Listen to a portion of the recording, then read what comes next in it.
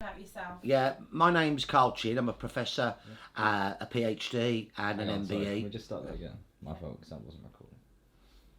Yeah. We'll check you're happy with the levels and stuff. Yeah. My name's Chinn. I'm a historian, particularly with a focus on the urban working class of England, but also on the history of Birmingham and its peoples. Fantastic. And Cole, tell me a little bit about what you knew of Cyprus and the kind of early years of the island. What's interesting about Cyprus, there's been a long-standing connection with Britain. Obviously, people know there's British Army bases still there in Cyprus. It was occupied by the British for many years. But back in 1191, Richard the Lionheart landed there, and he attacked the local king because Richard's fleet was going eastwards towards the Holy Land, and there was a big storm, and his wife and his future bride-to-be Berengaria was shipwrecked in Cyprus, and the local king held them as hostage. So Richard wasn't very happy with that. He landed, and the local king fled, and he got back his bride-to-be, married her. I think he married her actually in Cyprus, close to Limassol. So there's a long-standing connection there that a lot of us don't realise with the later Middle Ages. Knowing Greek Cypriots from, with regard to Birmingham and Greek Cypriots, I think like so many Brummies of my generation, I was born in 1956, we were growing up in a city that was changing. We didn't realise it was changing because that was part of our Birmingham. I think for our parents, they realised the demography, the peoples of Birmingham were changing much more than us, so that we grew up in a society where there were more people from the West Indies, there were people from Ireland, there were increasing numbers of people from South Asia, there were Italian Brummies, and there were Greek Cypriot Brummies. And I suppose for many of us, the first association we had with Greek Cypriots was fish and chip shops. But later on, going to restaurants in town, one we used to go to regularly, which we had all of our family do's in the 80s there, was Bambus's in Station Street. And Bambus was probably the first Greek Cypriot that I interviewed. Bambus, and I'm probably going to mispronounce his name, so please forgive me, Bambos Charalambos. And he said to me, Carl, what happened was, when one person from a village comes over, then they make a base for the others, and they get in touch with their families, and then a few more come over, and so that link is made with families in the villages where they've come from. Now, what's really interesting is that's the chain migration of all peoples to a city like Birmingham. The Italians of Birmingham in the 1880s and 90s who settled here came from little villages by Monte Cassino in what was then the Napoli's region of Italy, from villages like Gallinaro, Picinescu, and a commune like Carnello, all from the same area. The Irish of Birmingham who settled here in the 19th century were from Roscommon, Mayo, Galway, in the west. So there's that bond. If you look today in modern Birmingham, many South Asian Brummies trace their ancestry back to people who come from Kashmir. And the Kashmiris come overwhelmingly from Mirpur, and lots of the Mirpuris come from villages like Dodjal.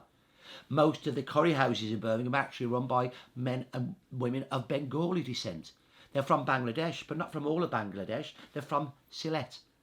So that example of chain migration that the Greek Cypriots exemplified is common to most of the peoples of Birmingham, including my own families, the English. Why? Because most English families like mine, certainly up to the 50s, could trace their ancestry back to little villages around Birmingham. So the Greek Cypriots start to come over, from what I could gather, talking to older people, in the late 1930s. Most of them, well, in fact, all of them were men. They were selling lace from the villages and the mountains inland from Limassol. At that time, when I was talking to people, they said it was near to Paphos. But then you look at the map, and it's quite away from Paphos. And it's obviously, they must have said Paphos because that was a place that the British would have known of. Just like the Italians used to say, we all come from round Sora. They didn't. They came from the villages inland. Well, sorry, they didn't. They came from the villages close to Sora. And similarly, today, lots of Sikh families will say, oh, our families come from Jalandhar in the Indian Punjab. Actually, they don't come from Jalandhar city. They come from the districts of Jalandhar. So you've got these lace makers coming, men with suitcases. Again, an interesting connection with Sikhs and Hindus in the 1950s and 60s. Men who'd been in the British Army, men who'd been in the Indian Army are coming over. And they're settling in Birmingham, and they can only get the worst jobs because of racism in the foundries. Hard-working men, though. They're living in lodging houses. And what do? They get suitcases of a weekend, and they traipse the streets selling clothes. And some really big Sikh family businesses and Hindu businesses started that way, just as with the Greek Cypriot men. After the Second World War, men are coming over, and they're bringing their wives. And there's women coming over on their own as well, more likely to London, but spreading their wings, some of them, and coming to Birmingham. And you get another migration now of settled people, really going back to Bambus's point earlier on. People from, and I will probably mispronounce these words as well, so again, please excuse me, Aradipu and Majatos, inland from Limassol. And these are the people that start to work in the food trade. Excuse me. Why do you think they picked the food trade then? People pick the food trade. If you look today, many immigrant communities, they move into food because it's something that where there is no exclusion. They can enter it if they work hard, a family business together. So Chinese, Bengalis, Siletis from Bangladesh, Greek Cypriots.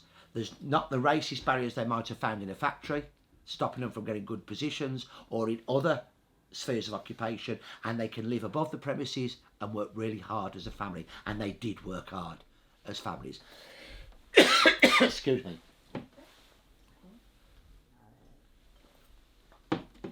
One of the first key links in the chain of migration from the villages of Aradipu and Majatos was the Burlington restaurants in the Burlington Arcade.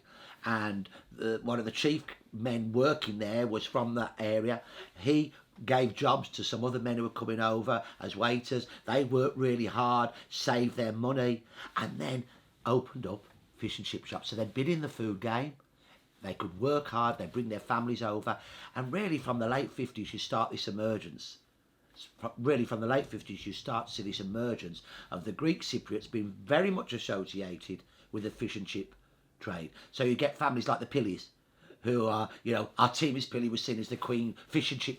Artemis Pilly was seen as the fish and chip shop queen of Birmingham. Her family settling in Hockley and Great Russell Streets. Families like the Mallers. Yeah. The families like the Mallers as well, and many, many others. And not just in Birmingham, but in Tipton and the Black Country and all over.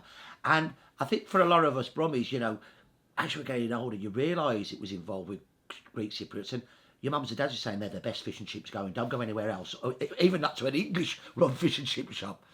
So the Greek Cypriots have come to Birmingham. They're not in great numbers, but they've worked very, very, very hard, and they've made a positive and long-standing connection on Birmingham. Their sons and daughters, like the sons and daughters of all immigrant groups, have moved on into other fields.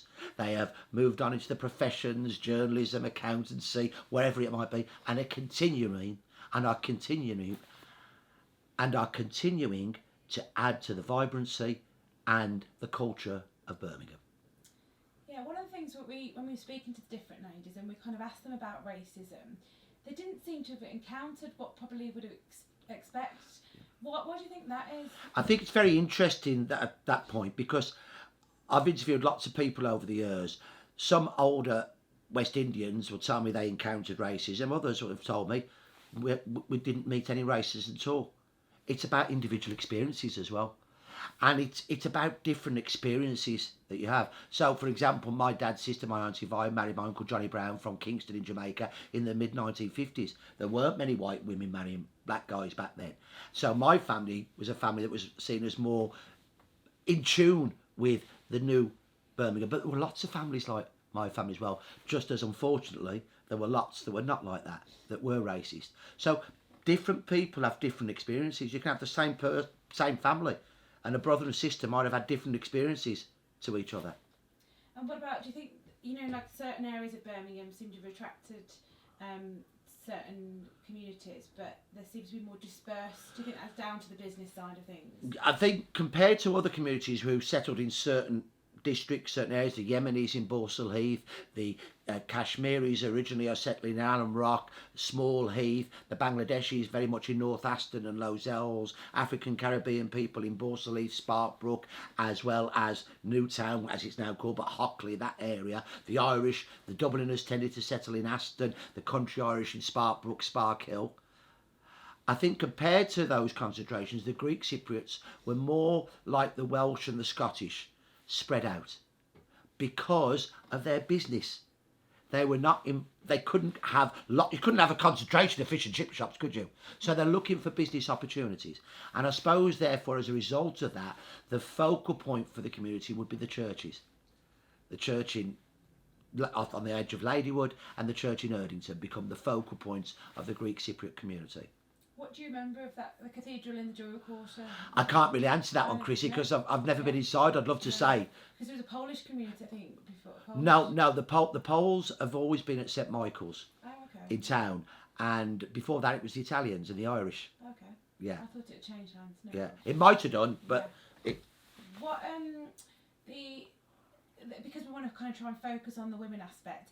A lot of people talk about the men working hard, but obviously when you uncover some of the stories, it's the women that are really putting their hands in work. you know, when I think back to going to fish and chip shops, it wasn't just men working behind the counter; it was women, and it was hard work, peeling all their potatoes, skinning the fish, getting the batter ready, cleaning up afterwards. You know, that's hard graft, and it's 6 days a week. It's not an easy job. This is physical work. It's tiring work. And the women were as important, if not probably more important, than the blokes. And they'd have their families and still carry on, wouldn't they? The women... my very first book was called They Worked All Their Lives. And it's a social history of poorer women in the big cities like Birmingham, Manchester, Salford, London. And I got the title from an old Brummy bloke. And I said, did your mum work? And the word I'm going to use now is not an insulting term for women. It's a term that older Brummies and black country people use as a term of affection. So when I asked this old bloke, did your mum work? He says, Carl, a working class wench worked from the moment I could walk to the moment I could no longer walk. And no truer words were spoken. Women didn't have time off. No matter whether they were Greek Cypriot, English, Irish, black, white, any colour. Women never had time off. Men could go, particularly the Greek men, they like the games of cards. They like their meetings together and their coffees. English men, we like our pints and we go out. But women, hard work. I've got the utmost respect for all of them. That's good for you to say. What about later on the kind of... I don't know if you know much about the culture being quite a strict culture. Yeah, I mean, not really. Can't really talk much about that. Do you think they kept themselves in their communities, what I meant? Because, you know, the Greek... through the churches and the... Yeah, I mean... I think it's really quite difficult for me to answer that one. Okay, no problem. And then you talked about the lace trade. Yeah. Just tell us a little bit about why the British aristocracy likes the lace. Lace? Why do people like lace? Because it's beautiful. It's intricate. It's delicate. And it draws your eyes to it. And the lace from the villages inland, from Limassol in the mountains, was some of the world's greatest lace. The most beautiful lace. Handmade by women who had got the skill from their mothers. Influenced by the Byzantines, influenced by the Venetians, and all the other peoples that had come to Cyprus and took it over. Actually, what they did, they left a little imprint, and the Greek women turned it into their own. And was it expensive? Do you know kind of? I don't really know, but I presume it was very expensive. Yeah, and it was just after the war that they could afford to start buying it. Okay. And don't forget, in the late 1930s through the 40s, hard days in the mid to late 30s. There'd been a depression. 1940s, wartime. After the war, there's austerity. People, lots of things are rationed. People haven't got a lot of money. Who can afford to buy lace? Only the better off. So that was the market for the lace makers. And you said you don't know much about the Pershore Roadhouse. Did you hear about it? No, I've heard of it, but I don't know much about it. No problem. And what did you know of the British rule? I just mean from the British point of view, the soldiers that did you hear of a lot of people going out serving, British people that went out to serve? I was brought up in the 60s. I was born in 56. So the conflict between the British and some of the Greek Cypriots in Cyprus was over. But I was told about Aoka. I was told about General Grivas. A lot of older British people didn't like Archbishop Makarios, because he was also involved in the campaign. Those of us who were younger recognised that there should have been independence, but it was obviously to older British people knowing of soldiers being killed, they had the same kind of attitude, I think, towards AOKA as they would have had to the Stern gangs that were fighting for Jewish independence in Palestine, as it then was. So there was this view that a lot of older British people, that we're pulling back from empire, but we're still being attacked. And I don't think that translated, thankfully, into any anti-Greek Cypriot feeling in Birmingham or elsewhere. Thank God that it didn't. But I know there was an attitude amongst older people that resented General Grievous and to an extent Makarios.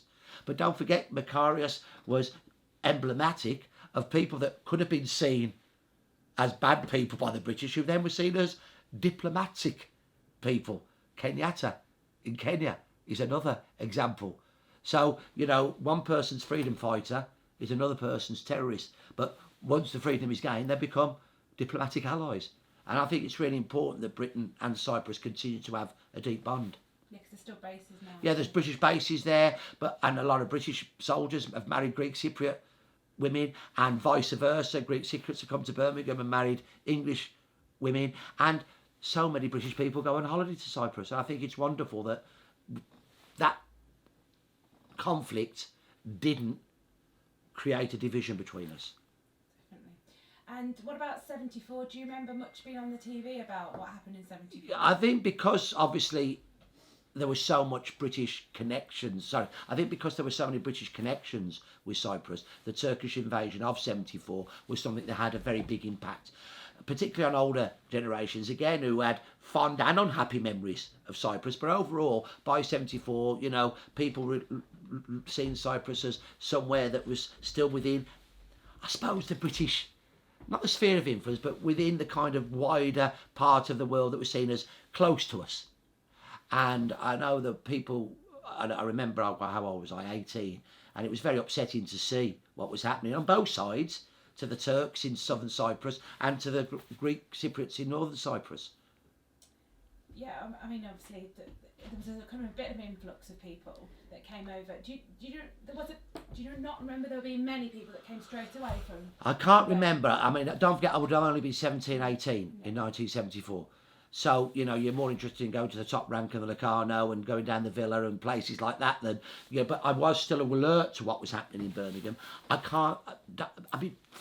Remember a big influx, but there again, a lot of people would have settled in London, wouldn't they? Yes, yeah, of course. I was saying a lot of people went to London, and then as people found more filter around, they come up to Birmingham. Yeah. So we just seen as part, I suppose. It wasn't like when Idi Amin had that terrible attitude towards the East African Asians, and they had to leave overnight, and so there was aeroplanes filled with East African Asians coming to Britain.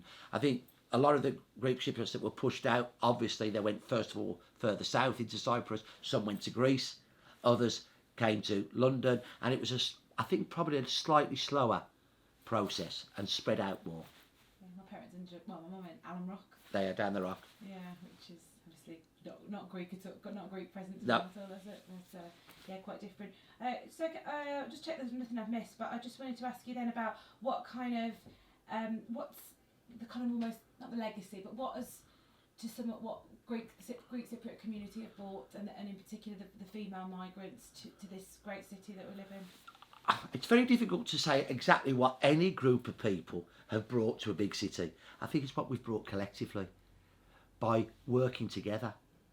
I think what the Greek Cypriot women have done is shown the hard work of women, but that is the hard work of all working class women. I think what they've done is they've brought families up to respect and to be respectful and to be respected within Birmingham, and they've enriched our city. And I think there is a need really within our schools to bring in local history courses, local history projects that bring together all the peoples of Birmingham so we can learn from each other and understand what we have in common. And what we have in common, we might have different backgrounds, different colours, different ethnicities, different attitudes towards life, but we're all Brummies. And that's the greatest thing that we've got in common. We all belong to this city and it belongs to us. And then finally, the culture that people in this city seems to have retained kind of the weddings, in all, like you said, in all aspects of culture, and continue to have their christenings, that got churches here, new churches being built, that kind of thing. Again, how's that kind of changed the city? Do you think the different elements of the cultures and the way we've continued? I think it's really difficult to say have the Greek Cypriots specifically changed. Yeah, I think all groups that have come to Birmingham have changed Birmingham. We eat a lot of people love Greek food now. They go to Greek restaurants. People like curries. Yeah, Halloumi's on every yeah, menu. you know, we love Greek feta cheese. So I think what's happened, it's been a slow but gradual process that two things have happened to people in a big city like Birmingham. One, the influence of people like the Greek Cypriots and others, changing our attitudes, making us more inclusive and accepting, not tolerant, because that just means you put up with people. Accepting means you become part of each other. So I think that's been important, but also British people going away on holiday. That's had a massive effect. People going to Cyprus, starting to eat like the Cypriots. Instead of just sticking in the British pubs, you know, you get a bit more confidence after your first couple of holidays in a place, don't you? So I think the influence is really hard to discern separately, but overall, it's massive, the influence of people like the Greek Cypriots. And as a very proud Brummie from a very proud English background, I'm very proud to share this city with my Greek Cypriot fellows. That's a perfect way to end, isn't it? Yeah. That's Right. brilliant. Thanks, Sorry I Dave. couldn't answer some of them. No, I mean, It's really difficult to pick out, you know, I know. particularly say what are the women. Can you say anything else about Pilli? Do you know anything more about her? Just no. Not really, only That's what was all in the right. magazine. Don't Is forget there it. anyone else? Any other more? I think she's probably the most prominent woman. Of She's the probably the most prominent Yeah, okay. woman. And how many? Just for the not for the interview, but in terms of how many cultures have really settled in? Do you know roughly how many? In Birmingham, dozens. Yeah. I mean, now it's changed massively. Originally, it would have been English, Irish, Scottish, Welsh, Italian, Jewish, a few Germans. Then in the 20th century, we've got Bangladeshis, Pakistanis from various parts of Pakistan. We've got West Indians, African Caribbeans, Irish again. Since then, though, we've got Kurds, we've got Somalis, we've got Bosnians, we've got Kosovans. The Somalis are a big and growing community. I teach occasionally in George Dixon. We've got kids from Sudan. We've got kids from Nigeria is another one. Nigeria. We've got kids from Senegal, which was a French colony. From all over the world now. Afghanistan. It's probably the most cultural. Outside London. Yeah. London is by far. Yeah. I think at George Dixon there's over the children out there, in total there's over 100 languages. Okay. Ah, that's great. Poles Yeah, got added to that list. Yeah, I think we did some data research at first when we rebranded, and there was a huge Polish It's community huge. now. But the original Polish community was men, because they'd fought in the Second World War and they were fleeing from the Russians as well as the Germans. And then the second migration has been much more different since the Polish accession. So it's a big Polish... Romanians, there's a big Romanian community now in Birmingham. It's more dispersed. People don't notice them, but they're there. Yeah, it's all different cultures, isn't there? So I hope you got enough there. Yeah, no, sure. It's good, yeah. Okay, Yeah. brilliant. Cool. Take the camera off now. Do you want another